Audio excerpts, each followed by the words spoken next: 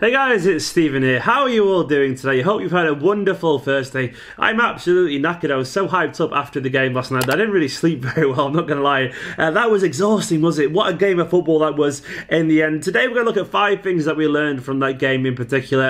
If you haven't already as well, make sure to check out my match reaction. But firstly, a little bit of housekeeping before I dive into the 5 things I learned from the game. Right, I did a video with 888 Sport, or 888 Sport, or however you pronounce it, sorry guys, where I discussed the Carabao Cup final. I recorded it like a week ago, and it's up online now, so go check that out. Here's a small clip from it now. I think Chelsea and where City were 2 years ago in terms of the progression, and I think we're just ready for this now. And I think it's fun, and we're going to enjoy it, and we're going to win. I've got to say though, I think when it comes to our club, and when it comes to cup competitions, that's our game. That was me and Nini from Blue Lions TV talking about the final. There's a whole 2-minute video there. Go and show that video some love in the comments below. And get supporting City over there as well. Give me some love over there. And also, I want to say a very big thank you to Adam Wildmore, my latest patron. Adam, you're an absolute hero. If you want to get involved, patreon.com/Esteemed Kompany. You can get a shout out. You can get invited to the private Discord group. And hopefully get some questions answered in the Patreon-only Q&A. Guys, anyway, let's go on to 5 things that we learned from Manchester City's 3-2 victory over Schalke last night. Firstly, Ederson.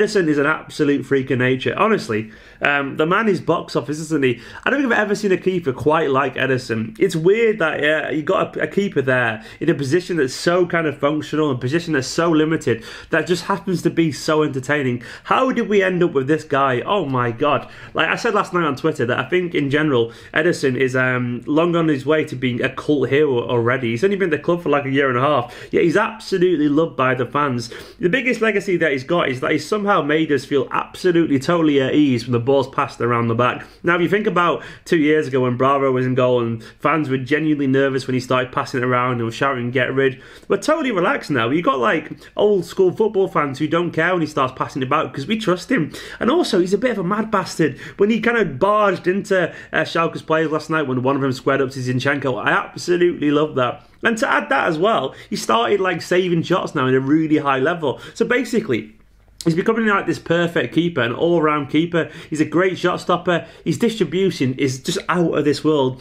And he also transmits this totally invaluable confidence to the defence.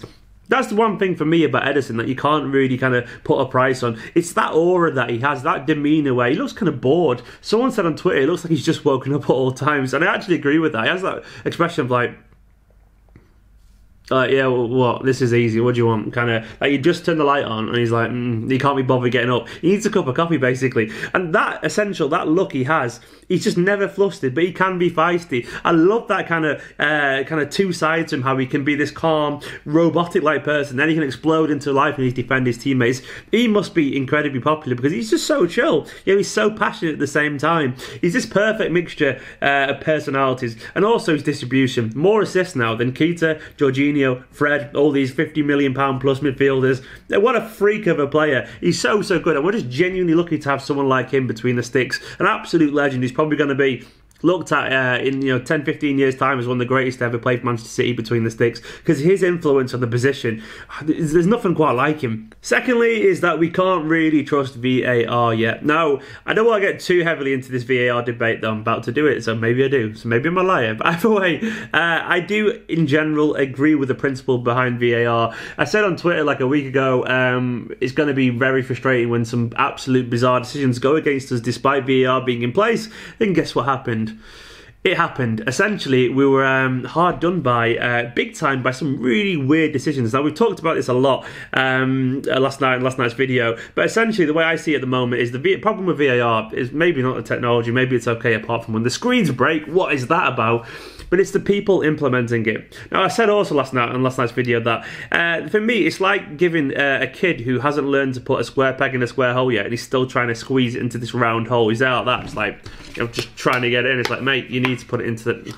It's like giving a kid who's that simple still, giving him a tablet or a computer. It's like, they're not obviously ready to learn that. Let them learn how to bloody do that simple jigsaw thing first, and then we'll give them a laptop. As it is, these referees, they can't do the basics. They don't even understand their own rules. Essentially, Otamendi should not have got booked last night. Little things like the offside being totally ignored. Also, that you can't give the VAR decision if the screen isn't working. The referees are just totally incompetent. They're going against their own rules. They're taking too long. And these are the kind of people, I don't think they're intrinsically biased in terms of, I don't think they're set out to hate Manchester City, but I think they are influenced directly by the media, and they're obviously going to play up mainly towards the teams that we play against because we're not very popular. And as a result, these referees are the ones controlling VAR. So you've got a system there that is still based on opinion. So it's still going to be totally inherently flawed. Until these referees are trained, until the system is absolutely cleared out, we just can't trust it, essentially. So basically what I'm saying here is we can't trust VAR to do us any favours this year in the competition. And we're going to just have to make sure we don't put ourselves in any opportunities to give the referee a chance to make a decision. I know that sounds crazy, but it's just the reality that we're living in at the moment. And a third point is a little bit of a negative. It's something I want to discuss. I'm interested to see your comments on this in the comments below.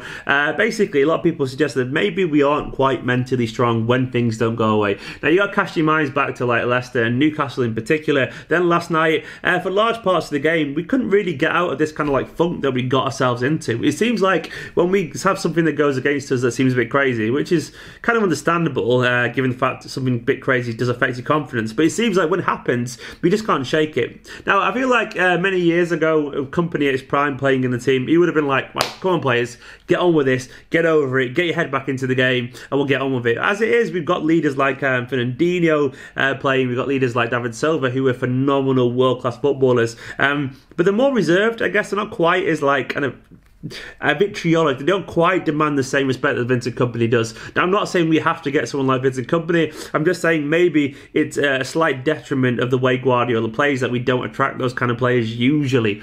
Pep can have those kind of players. You think of Puyol, obviously Kompany as well has been involved with Pep, but in general his teams tend to be subservient to him as an individual, not as anyone else in the squad. So there are some question marks whether it's fair or not that maybe at times we do lack a little bit of leadership to get us out of these moments, someone to basically regroup the troops and get them going again. It only has to be Pep at half time, but we can't always wait for that, or it might happen after the half, so we're kind of stuck on the pitch with no one to give us new instructions. Now, it might not be a big thing, but it's definitely something worth talking about. And on to the fourth point, it's actually about Pep and the Champions League. Now, Pep was saying last night that he doesn't think we're actually ready once again to win the Champions League. Now, for me, I quite like this quote, weirdly. He actually did say we played poorly, and I like the fact that he didn't really point out the referee's mistakes. He basically said it was our own fault, which was, even though I didn't agree, and he might have been fuming inside, what I like about that is essentially he's not just passing the buck, he's saying to the players, you got to do better. We can't just go around pointing fingers at people, you've got to do better. Fans can point fingers if they want to an extent, I get that, and maybe they can do it privately, but largely the players have to go, well, what can we do about it? And I like the fact that Pep isn't trying to point the fingers, he isn't trying to kind of pardon the blame, because we did play poorly for parts of the game, we can't really deny that. If not poorly, average at very best, we have to be better than that. So what he's trying to do is make the players take responsibility for their performances, and I like that, because Pep knows at the moment something isn't quite right. Maybe we're lacking a little bit of individual magic from someone like Kevin De Bruyne, who isn't quite at the levels he was last season. That's understandable because he hasn't quite got his rhythm back yet, and maybe it'll be next season when he's fully back to the De Bruyne that we know. I'm not saying he's far off, but he isn't at the magical best he was last season yet. There's been glimpses of it, definitely, but he still isn't quite there. So maybe Pep knows deep down that we might not be ready for the Champions League yet. Though, having said that, this myth that the teams who won the Champions League blow all the way before them, it just simply isn't true. You've got like Real Madrid losing to Victoria Pills in the Champions League and then still winning the competition at times. So I don't think you have to be the best team or play the best football to win the competition. I think you just have to be there. The important thing is that we did win it. Pep, though, does have his doubts, and I think he's right to, and I think hopefully he'll use it to get inside the players' heads. And finally, maybe we have just about done enough to get through to the next round. Maybe. Now, in Schalke in general, they put in a performance that went totally against their form in the league at the moment. They have struggled in the Bundesliga. They did actually get a massive helping hand from the referee. We can't really deny that. Whether you think it or not, I mean, it just did happen. Without the referees, they wouldn't have had a shot on target, really. I don't think they actually had a shot on target other than the 2 penalties. So I think that shows really where they're at. And now we've got 3 away goals. Now we're actually in the lead. When it comes back to the Etihad, you'd like to think that we've just about done enough to get through to the quarterfinals. It won't be easy, but it's a huge result in a game where it could have been much, much worse. We sometimes find this way to just pull something out the bag. Leroy Sané with a big moment, Raheem Sterling with a big moment, and that's the one thing for us that's kind of good, that sometimes we can just about do enough because of the individual brilliance. We need more of that if we're going to win the Champions League. Sometimes we're going to need big players like Sané, Sterling, Aguero, people like that to pull something out the bag, because that's what like United done in the past. That's what Ronaldo did for Real Madrid. That's what Messi does for Barcelona. Sometimes you need big players because sometimes it doesn't always work. It looks last night that we've just about done enough to get through to this game, but we can't take it for granted. And we're definitely going to have to find a way to go up the level when it comes to the next round if we go through. Now, I'll be at the home game. I'm looking forward to it loads.